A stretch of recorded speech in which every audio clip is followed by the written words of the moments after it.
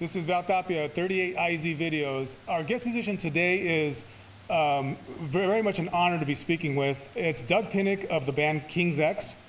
And King's X will be in town on Friday, April 20th at BLK Live in Scottsdale. And those tickets are on sale now at blkliveaz.com. And without further ado, it is a pleasure and an honor. Without further ado, Mr. Doug Pinnick of King's X. Doug, how are you doing? Hello. How's it going? All right. Good.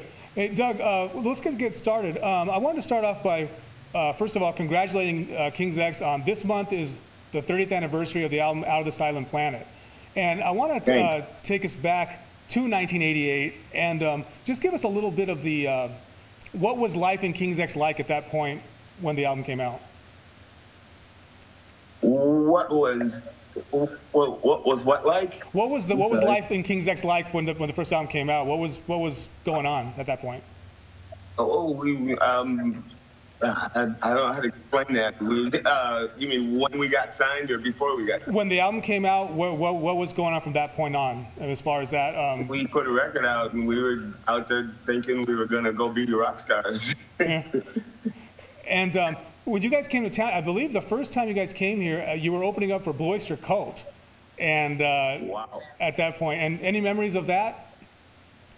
I don't remember playing Scottsdale with Blue Oyster. I never remember playing Scottsdale, but I do remember being with Blue Oyster Cult. That was the first tour we ever went on after we got a record deal. Right. Yeah. So I've always wanted to play Scottsdale because I got some friends that live there, and we. Oh yeah, no, you were playing in Phoenix, like I said. Yeah, it wasn't Scottsdale. You were playing in Phoenix, but okay. Phoenix just in the general sense, like I said. That's what I wanted to get at. And yeah, so what are your recollections of that tour and the making of the album, briefly?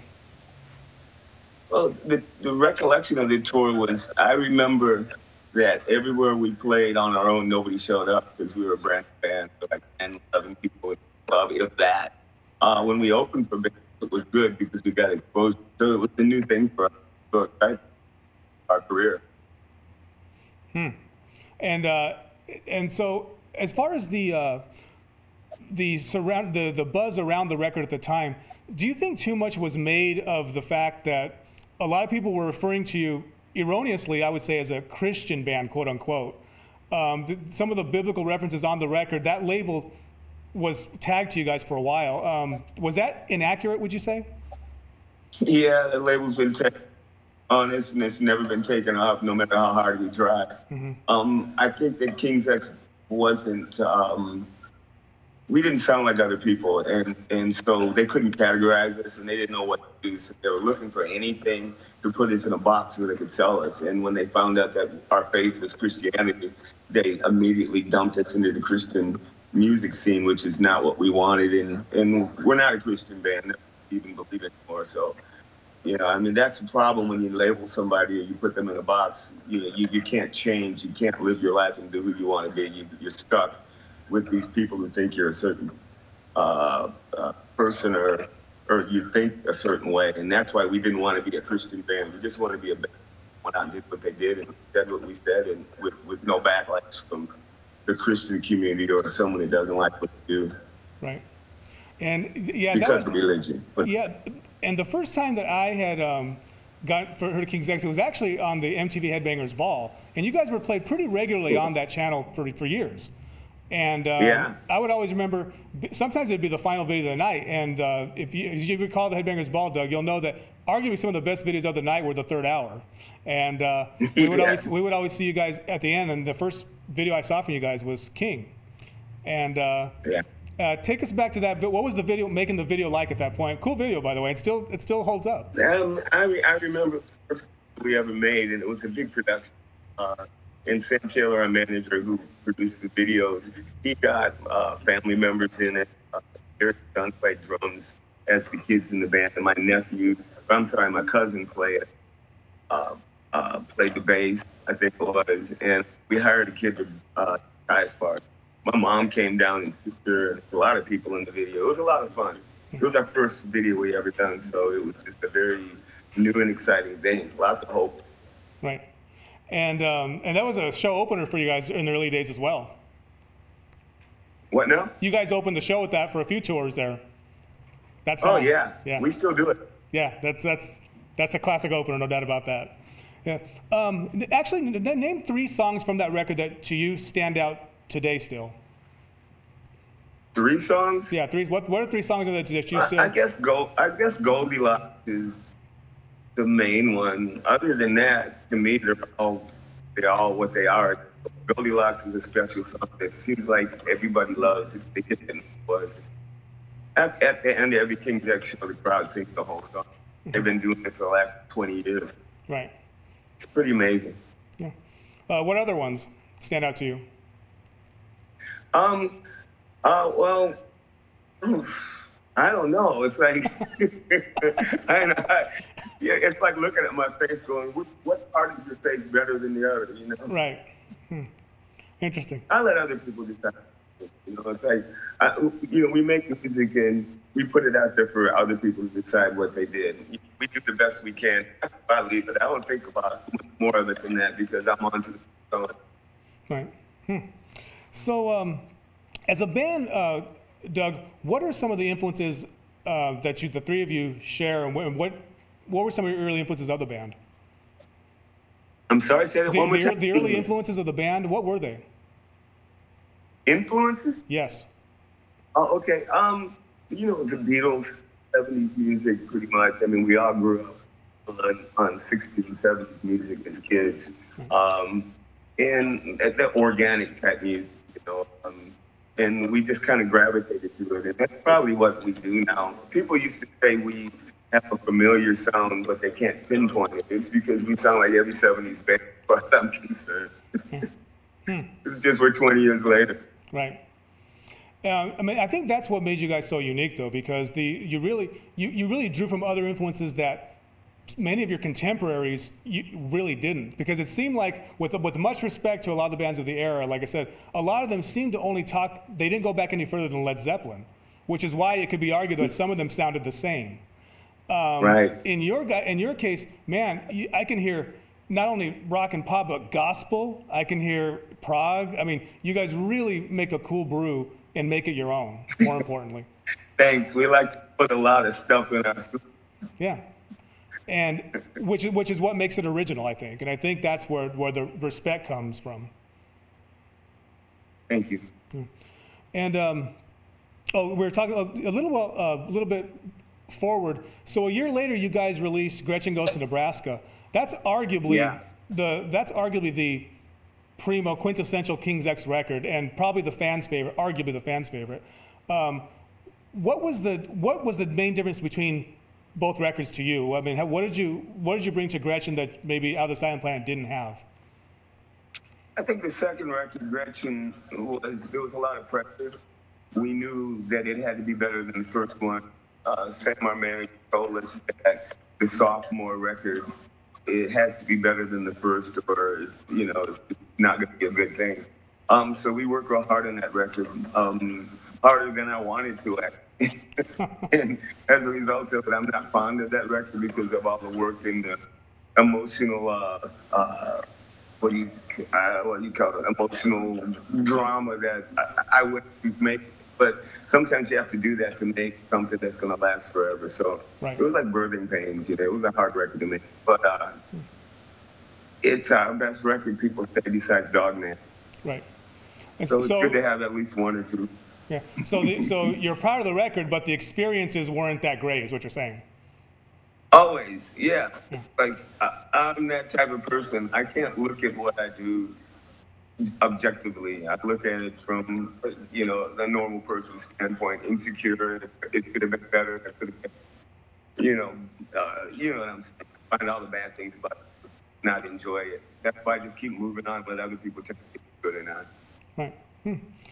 So, Doug, you personally, who were your personal influences growing up? If I understood correctly, your grandmother played a significant role in introducing you to music at a very young age.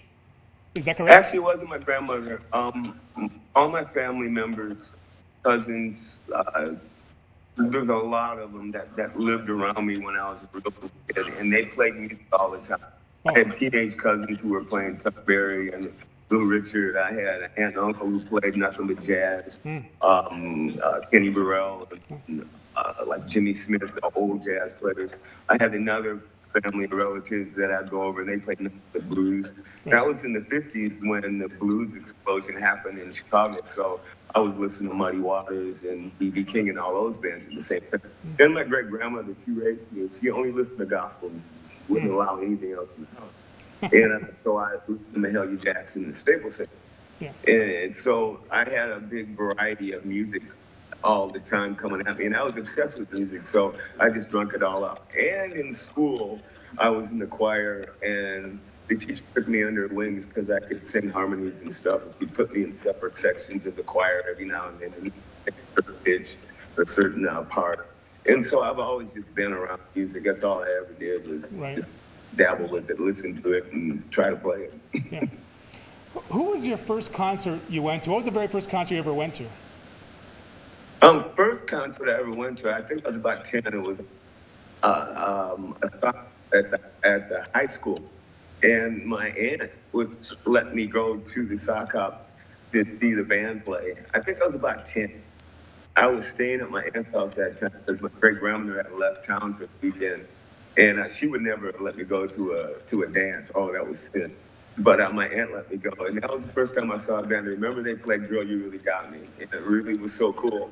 It was just a local band. They probably sounded like crap, but I was 10 years old. I didn't know any better. This was 1958 or 60, something like that. Right. But after that, I was 12 years old. My uncle took me and his daughter to see Ray Charles. That was the first look I took. And the second one was James Brown when I was 16. And that was in 66. So I got to see everybody in the prime. I'm sorry, Doug. I didn't hear that. The second one you said was James Brown? Yes, 1966. Okay, and the first one? Ray Charles. Ray Charles. Wow, I didn't hear that. I didn't catch that. Drowned out a little bit. So wow, Sorry, that's quite an honor for you to say that. I can tell. Oh yeah, that was changed my life. Yeah. And so as you get older now, well, let's say you're in your mid-teens or late teens. Now you start getting more into the rock side. Is that correct, or? Yeah, I was probably about 19 when I first left up. Yeah. And so. And that changed everything. Yeah. It was soul music on 12. So we're speaking to Doug Pinnick from King's X, and King's X will be in town on Friday, April 20th at BLK Live in Scottsdale, and tickets are available now at blkliveaz.com. Just want to get the word out to the viewers, Doug, to get the word out on the show. Come see us. You won't be disappointed, I promise. Sounds good. Actually, go back to KXM is your side project you're doing now. You're getting ready to do working on your third album. I wanted to let the viewers know. What's the status of that as we speak? Well, we finished the music, and all I have to do is put vocals on it and sing it. Yeah. And that's the nightmare for me, is coming up with 13 songs of lyrics and melodies. But I hope I can do it. I believe so. What do you do to keep your voice in shape these days? I've burnt my voice out pretty much. It's a rough cookie right now. You know, I sing with a lot of passion, so I just try to put that in there to compensate for my lack of vocal quality these days. I'm 67 years old, so you know, these things don't work forever. But I do the best I can. I don't do much for my voice, which is thing. I've been singing, my mother says, since I was born. She said I could sing before I could talk. So it's something that I've been doing all my life. So I've never worked on it or realized it was something I needed to nurture or take care of. I didn't dream all the time. But as a result of it, you know, I burn it out in a good way. You know, I can still sing, but it ain't the same no more. I can't sing a lot of the old songs like I used to. Too high. Now, back in the day, I sang so high it was just like stupid. I didn't realize that my voice would go down. That's one thing I can say to kids nowadays. Whatever you're doing, remember, 30, 40 years from now, you're going to have to do that same song. Right. Hey, you know, I appreciate your honesty on that. Like I said, hey, I mean, but you guys can still deliver live. I never thought that, you know. I mean, literally. I mean, King's X been together for almost 40 years. I love that song. So I can't. That's so funny to hear you say that. But your honesty, you're so candid and so candid about that, Doug. And you know, I think that's why the fans identify King's X so much. And Cool. well, let me ask this: if you had to pick one King's X album that you really are satisfied with artistically speaking, if there's only one record that you can pick of King's X with the most artistic satisfaction you have, what would it be? I think it'd be Dog Man. Okay. I've got to say this. I know you were talking earlier about saying how you like it when the fans, you know, you guys have your, you let the fans decide and the others talk about, you know, they say what King's X is about, like I said. I mean, and I got to say this. I can't tell you how many bands I hear, and I got to say, King's X are probably the most praised band of my generation by artists. It's astonishing. And I mean, starting with, and I'm just going to go for a couple real quick, if you don't mind. Richie Blackmore from Deep Purple stated that, and I quote, he goes, "I don't know if I'd want to follow King's X live." He goes, just an amazing band, and they combine, they're heavy, but they're melodic, and they don't forget how the song's important, first and foremost. Again, somebody who we had on this show last summer, Billy Sheehan of Mr. Big, I literally said to him, I asked him, if there's two bands you can think of who should have been bigger than what they were, who were they? And those two bands were King's X and King's X, by the way. And so, and these are just accolades that I've been hearing for years, Doug. And Nile Rodgers from Chic, another one. His quote is, "King's X is ridiculous." He goes, "Unbelievable musicianship, and great musicianship makes a great band." And that's what he looks for. Doug, that's got to be flattering. That's got to be. I mean, like I said, I've been hearing these accolades for years, and it's just, and the statement afterwards is always, these guys should have been bigger than what they were. Do you think? What do you think ultimately why you guys didn't really get that big breakthrough album, so to speak? Have you guys? I have a hypothesis. Remember when Coke put out that Coke that was clear? It tasted great, but nobody bought it.